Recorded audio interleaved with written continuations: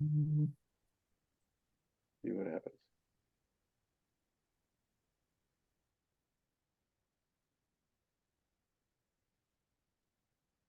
Good afternoon, everyone. Thanks for joining us. And we're going to give another minute or so for people to join, and we will get started shortly.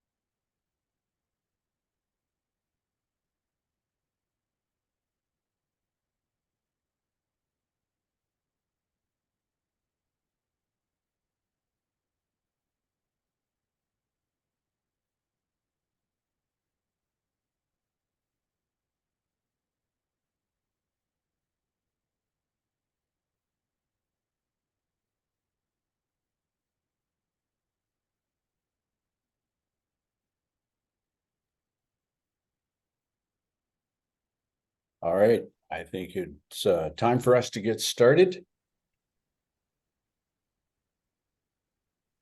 So welcome, and thanks for joining us this afternoon or this morning, depending upon your location. I'm Keith Moore, Senior Partner with Auxilio, and joining me today for our Funding Your Mission is Joe Brand, Senior Generosity Strategist at Generis. My wife and I first met Joe during some pre-field training when we were looking at going overseas with Mission to the World, which is the PCA's mission board. It was Joe who introduced me to one of my all-time favorite phrases when at the end of the session, he noted it was time for a fluid balancing moment. So did I actually say that? Yes, you did. Yes, you did. So Joe, tell us a little bit about yourself. Well, in addition to doing stand-up comedy with former MTW missionaries, I am proud to be a University of Georgia graduate. I won't give you the particular date, but it was in a previous century. And after I graduated from college, I spent 11 years working in higher education. And after that, I spent about the next 30 years or so working in Christian nonprofits and churches, often talking about our topic today, funding your mission. Glad to be here. Thanks for having me, Keith. Yeah, thanks, Joe. So let me set a couple expectations real quickly. I know we have a number of nonprofits joining us on the webinar today, and thank you for doing so. Actually, as a nonprofit, you probably already understand and implement a good portion of what we're going to chat about today. Churches, however, tend to be a little bit different story. And so they're going to be more of the principal focus of our conversation today. So to start with, what we want to do is have a couple of really quick polls. The first is going to be for those of you who are nonprofit participants, 3 questions, and we'll give you about 20 seconds to answer those.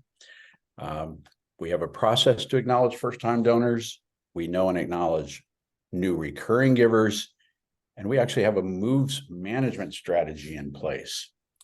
If you don't know what I mean by moves management as a nonprofit, just check no. Look at that. 100% no's on the nonprofit side.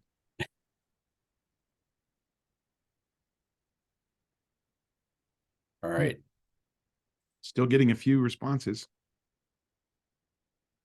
Love to hear from everybody. All right. Now, this is if you are a nonprofit who's joining us right now. Good. Yeah. All right. 5 more seconds. And let's share the results.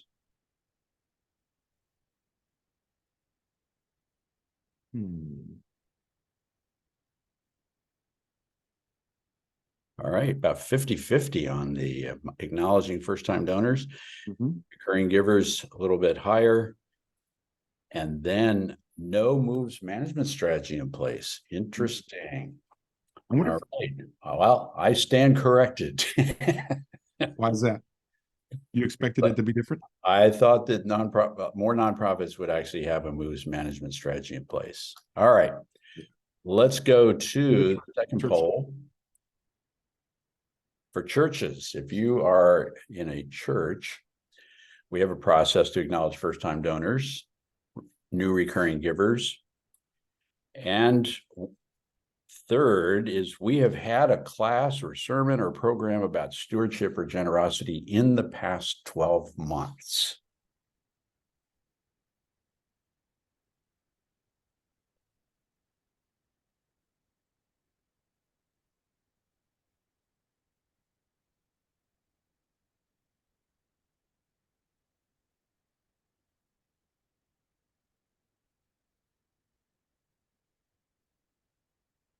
All right, 5 more seconds.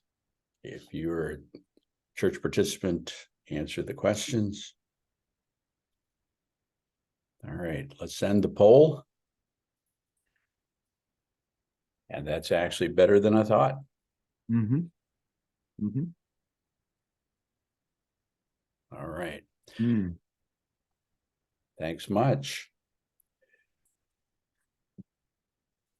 All right, so we're going to turn it over to Joe at this point. If you have questions, there's a Q&A box at the bottom that you should be able to check and put any questions that you have in there, and we will look to answer those at the end of the webinar.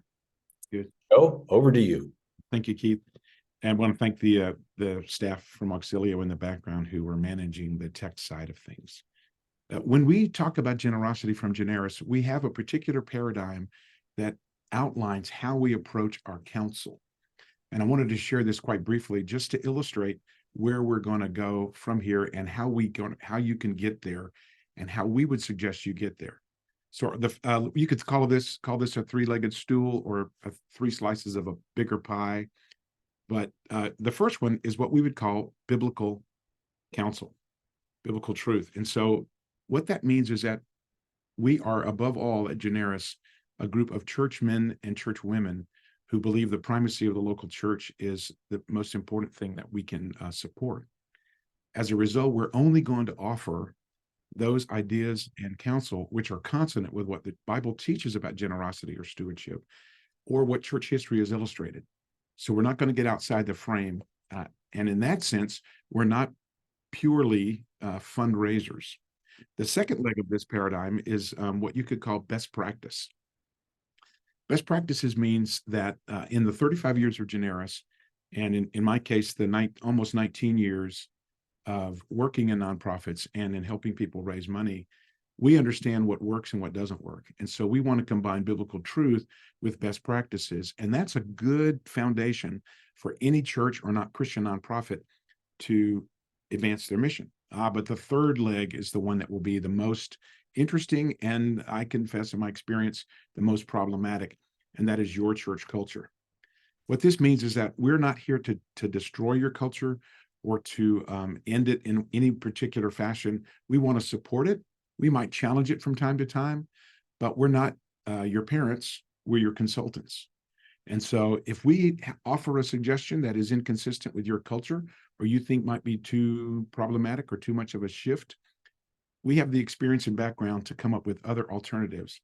And one of the values that Generis brings to the table is that our team knows a lot more than I do by myself. And so our 35 consultants have hundreds of years of experience and collectively have raised billions of dollars, tens of billions of dollars for our clients over the years. And as a result, we can almost certainly find something that will both be effective from a fundraising point of view, consistent with what the scriptures teach, and also work well for your people. So that's the culture. Now let's talk about this whole issue of a taboo and why the taboo might exist in the first place.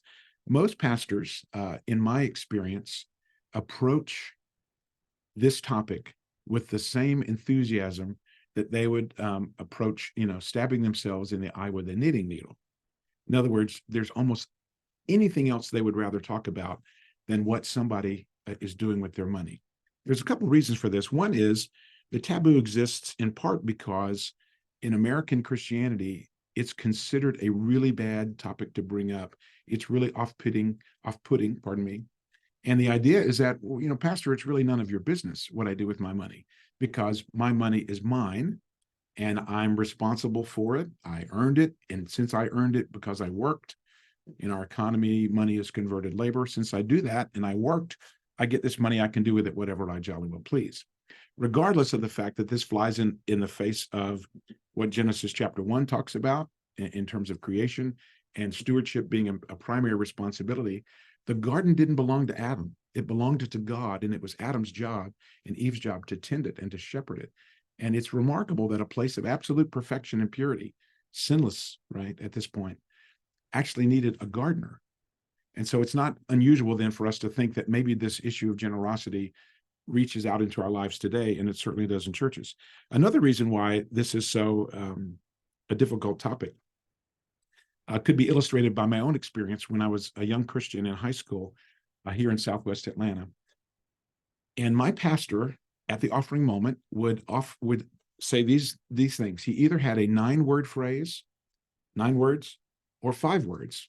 And these were the only things I ever heard every Sunday for years and years about giving.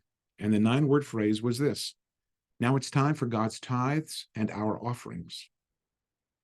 So I was never instructed at all what a tithe might be. And thus I didn't really understand the concept of an offering. I just figured a gift of any amount was a tithe. And an offering, it was kind of a synonym. Well, that's the paradigm that operates in most American giving today. Any gift I give, you should call that my tithe. And I reckon a lot of the pastors that are listening today, when you have your Sunday morning offering moment, you might say language just like that. It's pretty common. In my opinion, and I don't mean to be offensive at all, I just think that's evangelical boilerplate. It's the kind of language that we're supposed to say, but because we don't ever really decode what those 9 words might mean biblically, practically, why then we just think, you know, I can give $1 and that's my tithe. Well, when Johnny got $10 as a kid a week, that was a tithe. When Johnny made 10,000 last month and they gave 100, that's giving and good for Johnny and good for you, but that's not tithing. We ought not to call it that any more than we would call a pain in my side appendectomy just because I have a pain on my side, right? They're not synonymous, right? So that's 9 words. Now the 5 words were even better. He would walk to the platform, put his hands on the pulpit and say, if the ushers will come, and then the ushers would come. And here's what happened in that moment. They would start passing out the plate. On this side of the room, the pipe organist would start playing. On this side of the room, the gal with the Steinway would start playing. And in the back of the room, in the choir loft, the choir would start to sing. In other words, the purpose of the offering was not to fund the mission as much as it was to provide a venue or a setting for the musicians to perform. And they performed fantastically. I learned so much about singing and music from this group, but that's not why you take up an offering, right? And you don't certainly take up the offering to cover. You don't sing so you can cover the offering unless you just find the offering so off-putting. So one final reason why churches are ambivalent or hesitant to talk about this is that they don't know very much about the giving data. And this is where a group like Auxilio can be a great asset to you, because and I have a number of clients who use Auxilio as well. Just recently at a church in Texas, they had the information that I was looking for more or less instantaneously, because they do such a good job of keeping track of church finances. The data part is further confused by this idea. We don't need to talk about generosity because we always meet our budget. Well, that's akin to saying, my children didn't starve to death, so I guess they're well fed. And what you don't know is that in most churches, in my experience, I see up to 50% of the members giving $0 in a calendar year. So forget the 80-20 rule. This is 100% 50 rule.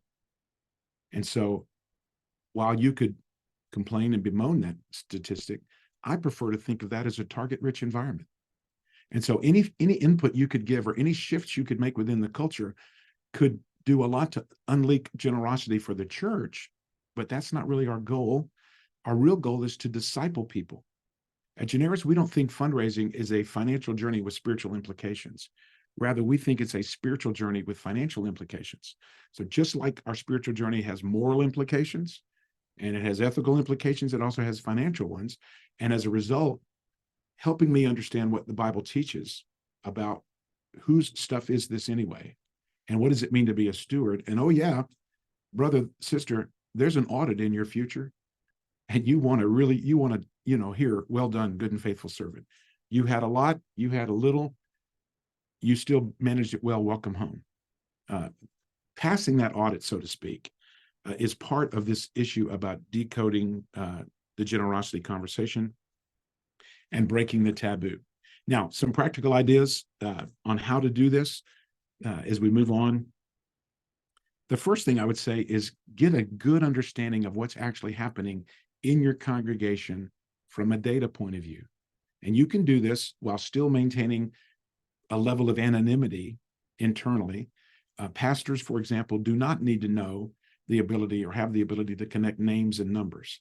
Some of my clients do that, some of them don't. If you're a church planter, it's nearly impossible to, on the one hand, raise the support that you need, and when you have 10 families, and not know that these 10 families gave or didn't give. So it's different at different seasons of life in a church. But for most pastors, they really don't need to know this. But someone in the system needs to be able to say, we know when Keith gave and when Keith stopped giving. And we're curious why Keith stopped giving.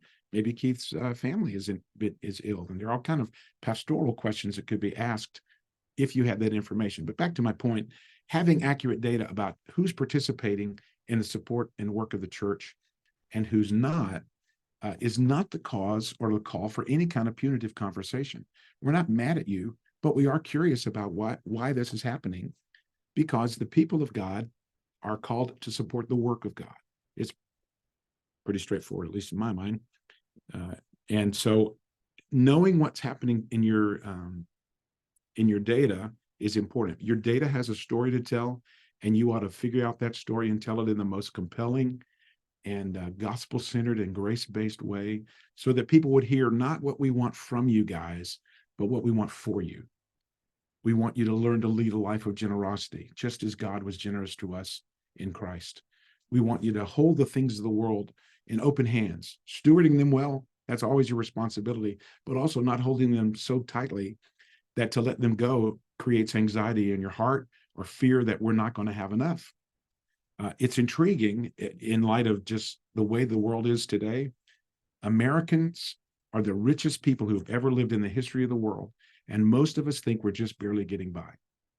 You'll hear conversations about this many people live paycheck to paycheck. And my thought is, well, unless I do something immoral or unethical or illegal, I'm probably going to be able to keep my job if I'm reasonably competent at it. We even have government systems in place to protect my employment.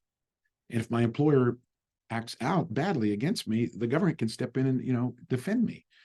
Well, so that's the difference between I cannot give, and I will not give. And if I will not give, that's a pastoral conversation too. If I cannot give, it's because I just can't. It's a threat to my life. Most people don't give because they think it's a threat to their life. They don't give because they think it's a threat to their lifestyle. Oh, that's an entirely different question. And so knowing enough about your data, not to be able to have a punitive conversation ever, but pastoral conversations. And these can be large, group gatherings.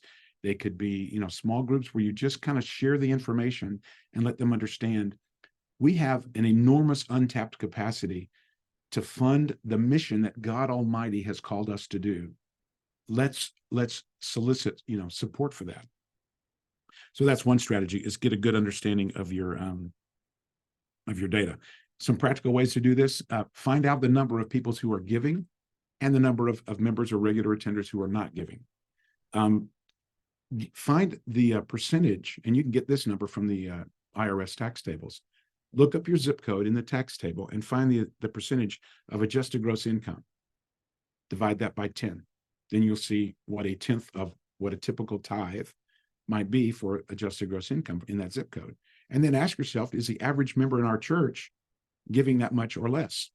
In my experience, I've seen as much as 75% of a congregation give numbers that look like they're living below the poverty line.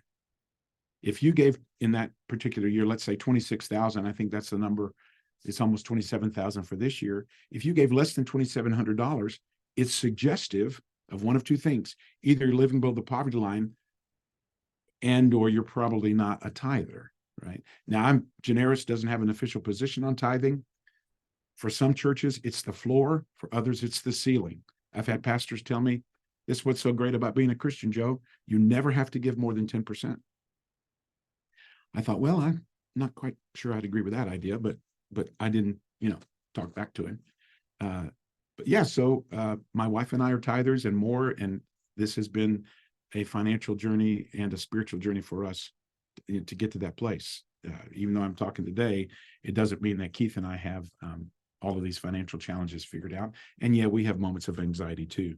So knowing what people are giving and finding out how it compares to adjusted gross income is just one rough metric. Another place to go look to get some insights would be an organization called emptytomb.org, all one word, emptytomb.org. They have lots and lots of giving data, and you could compare some of their insights to what's happening in your church once you have an understanding. One of the most compelling things I've read on Empty Tomb in the past was, if just the evangelical church in America began tithing, it would release at least $150 billion year over year into charitable impulses of all kinds. So you're probably familiar with the Gates Foundation, Bill Gates Foundation. One of their missions is to eliminate malaria in the world. What if the Church of Jesus got credit for that rather than the Bill Gates Foundation? Because we were the ones funding the Gates Foundation and making sure that eradicable disease, and it is eradicable almost completely, could be funded because of our generosity. And that's just American evangelicals. And again, that's year over year over year. So it is a target-rich environment, and it's one that we ought to pay attention to. The last thing I'd say is change the conversation. Churches have a unique ability over every other nonprofit. Sorry, nonprofits that are with us today, but churches have this opportunity. You can share the story of your mission and your reason for existence at least 52 times a year if you just meet on Sunday mornings. More, of course, if you meet on Sunday nights. In other words, you have a chance to say something that might not just raise more money from you, but spark my heart. And so you weren't just connecting with my wallet, you're connecting with my heart. And I might give because I have a sense of duty, but I would love it if I could learn to give because I have a sense of joy, or because I recognize the value of what my team is doing, my church is up to. I want to support that. That's compelling to me. You bet your life I'm going to support that as I can, right? Now, with that, I want to transition back to Keith and ask him to talk a little bit about Auxilio and how they would approach these same kinds of issues.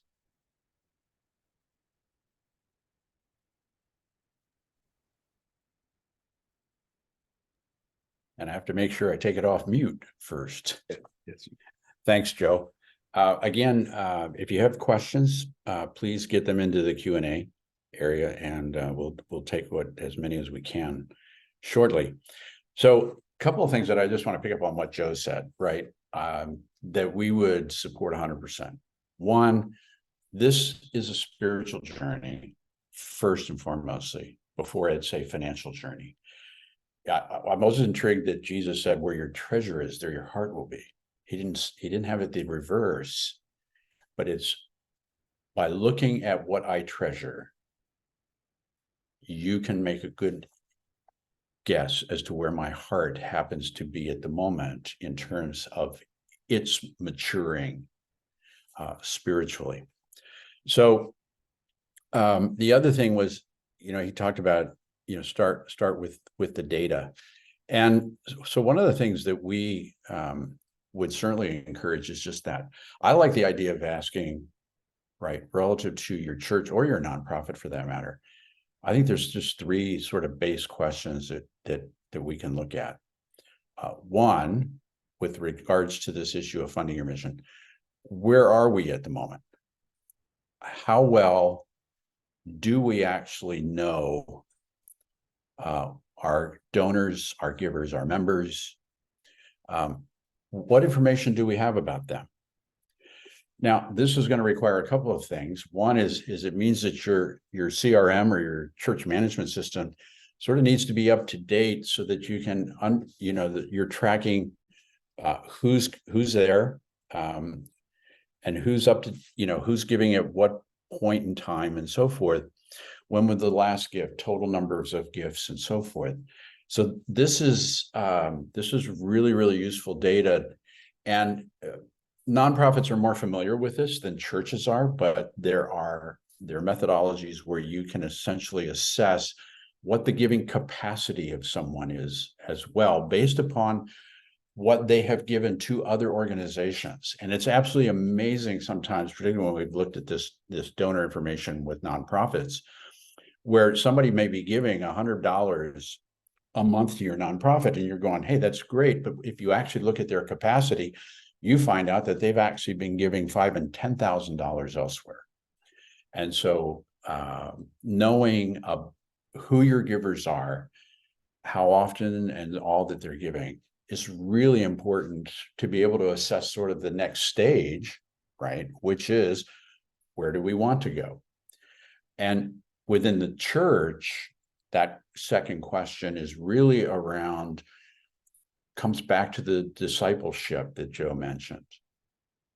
This is a responsibility that we have for all of our members, because the scriptures are clear that we've all been gifted differently, and some have been given the gift of generosity. So those people that show up with great capacity, God has enabled them to be generous even more so than others. And so what we're looking to do ultimately, right, in discipleship, is we want to see people growing in the ability to fully express the gifts that the Holy Spirit has given them. And that all of us have the ability to be generous at a level that God's provided for us. And some have the ability to be even more generous. So as a pastor, for instance, what responsibility do I have to disciple folks in a full manner, which includes generosity in terms of the area of finance? And then finally, obviously, when you decide, where are we, where do we want to go? It's, what do we need to get there? And Joe's already mentioned a couple of things with respects to that. I'm just going to highlight a couple of things that from our side, as for instance, if you're working with us, these are things that we can help you work through with your CRM or church management system. For instance, acknowledge and thank givers. The nonprofit world understands, if you acknowledge a first-time giver within 48 hours of that gift, you're like 75% more likely to receive a second gift. Now, that's not hard for us to figure out. It's really nice when somebody acknowledges and thanks us for what we've done. Not necessarily an expectation, but it is nice to receive that. A second giver to your church, for instance, will be indicates that maybe they're now a regular attender. So again, the pastor doesn't need to know, for instance, how much the person gave, but knowing that who gave and that they gave is what's important. And also if in fact somebody establishes a recurring gift, is definitely a sign that they've made a commitment to be part of your congregation. Now you not only are thanking them for doing that, but also you can now begin to seriously engage them in the conversation about becoming a member of the church if they're not already on that journey. Second, as Joe mentioned, the offering time is such a simple opportunity to tell some stories about what God's doing in and through your church. And so how that money actually works itself out in outreach and evangelism and in the lives of others. I think again, 45 seconds to 1 minute, use that time to tell a story about what God can and is doing through those offerings. A third is something simple as consider giving statements, which we now mainly only do on an annual basis. Consider sending a giving statement quarterly, and then use that opportunity that when you send that giving statement out, and most of your church management systems now will allow you to send those giving statements as a PDF with an email. And within that email, you can use that as an opportunity to sort of do a state of the church update or state of ministry. You could choose to focus on a particular outreach of the church if you want to.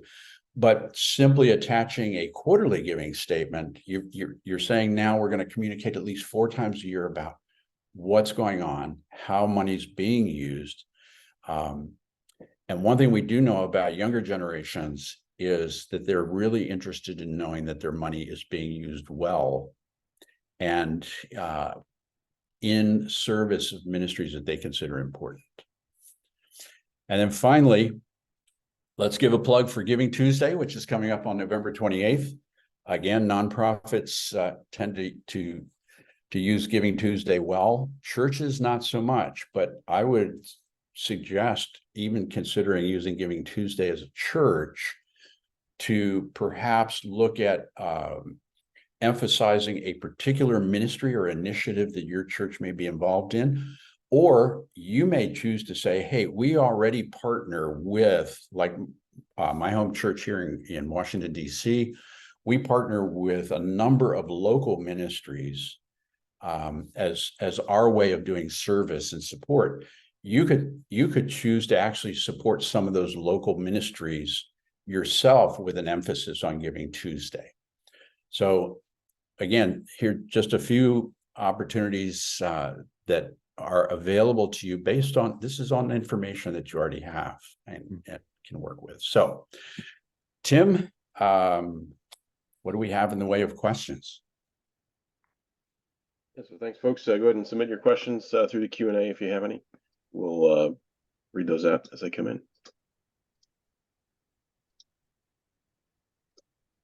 Keith, while they're getting some questions put in, I'll just piggyback off one of your comments about the quarterly statements. You have a chance at least 4 times a year now, following your guidance, to refresh the vision.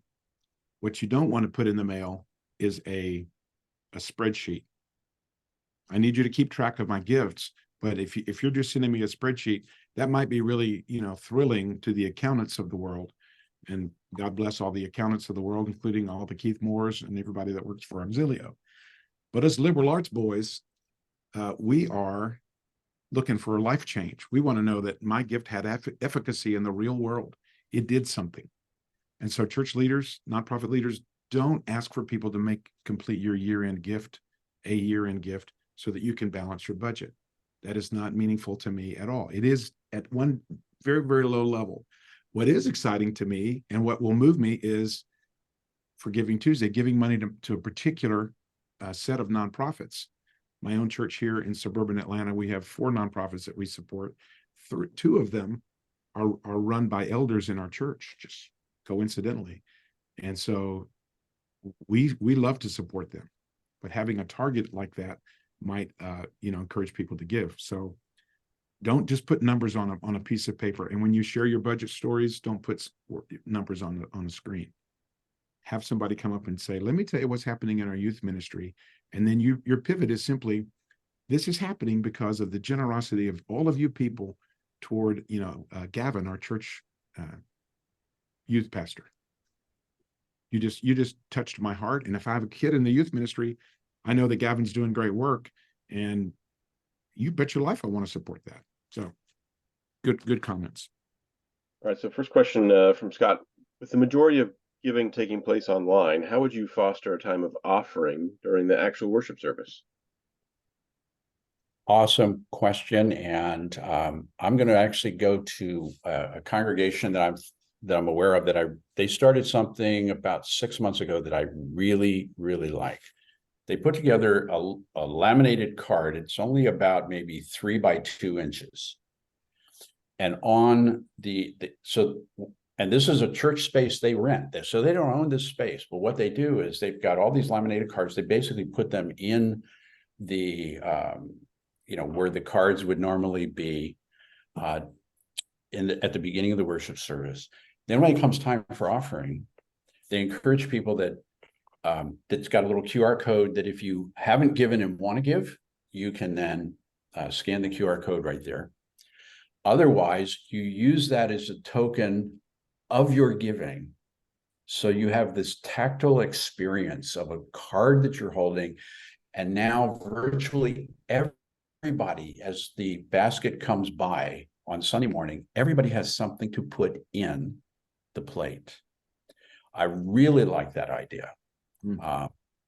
Because I think there is value to thanking people who have given online, and they're having an opportunity to say, yes, I did, and put that in the plate. So that's something I really think has a lot of value. I would encourage churches to look for ways to have a little tangible reminder. Mm-hmm. Yeah, I've got a comment or two. There's often pushback about electronic giving, that it's not worshipful. And my thought is, okay, well, can you explain to me exactly when the worship took place? Did it take place when I put it in the plate? Did it take place when I signed it? Did it take place when I started to write it? When I chose the amount? What was the worship moment? Well, all of that was a worship moment.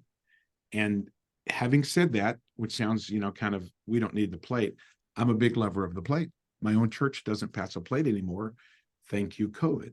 Most churches don't pass the plate anymore, specifically because of COVID. Most of our income, and when I say most, I mean 98% of our money comes in electronically through one pathway or the other. We do have boxes in the back of the church, and they are referenced on a weekly basis. But here's the point. When we come to that offering moment, we stop. We're not singing. We have a person who talks about what we're about to do, and language like this. We've come to this moment in our service that you might find counterintuitive. What does that mean? Well, money is converted labor. So when we ask you to support the work and worship of the church, we're asking you to basically give away a portion of your life. This is, you have this resource because of something you did with your time, and we know your time is precious. Now, here's the thing, gang. This world is passing away, and the world to come is the real world. It's more real than the world we see around us. So we would like you to consider giving toward the kingdom advance, as opposed to just keeping it all for yourself. That's not the most eloquent way to say it, and I'll brag on my church, and I'll tell you their web address. It's newcitydtl.org. You can ask for Brandon. I don't think Brandon is listening today, but one of our other staff might be. And Brandon can give you samples of how New City Church explains this offering moment in 1 or 2 minutes every Sunday. And it's so compelling. So don't miss that one. How about another question? Right. Next question from Elizabeth. Do you have any different suggestions for support raising for church planters? Yes, I do. In fact, I just spoke to a church planter today, and I've coached a number of church planters in support raising. Probably the best thing to do is to send me a text or an email at an address that will show up in a minute to walk through some ideas. But basically, and when I was a Campus Crusade staff member for 4 years, I had to raise my own support. And I promise you, I had this idea that the devil was sitting on top of my telephone, preventing me from picking it up because I just couldn't bring myself to do it. I don't really think it was the devil. I think it was the fear in my heart that I'm going to have to ask somebody for money. So you're going to have to get past that, and you're going to have to understand what God is calling you to do is actually worth doing. And if it's worth doing in his providence, this is the way that you have to raise money for your church plant. And so you're going to have to talk to people. Now, how you do that will have a lot to do with whether it's successful or not.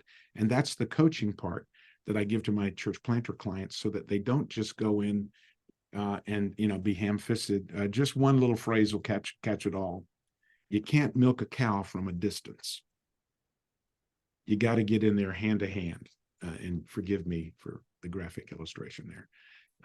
But you get the point. The most effective way to do this is in one-on-one conversations, or in a small group, or any group where people can see the passion in your eyes and hear it from your voice. And this person, this man or woman, really believes in what they're doing. I find that compelling. So that's just the beginning. So if you're curious about that, I think it was Elizabeth. Feel free to reach out. We'll talk some more. Yeah, Joe, I would just second that. It really is about the passion that you're conveying as a church planter for what God has put in your heart. Mm-hmm. That will show through to the people that you're talking with. It's, I mean, we've all been around salespeople that we go, this is their job. It's a difference when God has put it on your heart as a passion. And that will shine through in how you approach it. All right, next question. Keith mentioned getting a view of someone's potential for giving by examining their current giving. How can a church or nonprofit get a view of giving outside of their organization? Well, donor screens, wealth screening.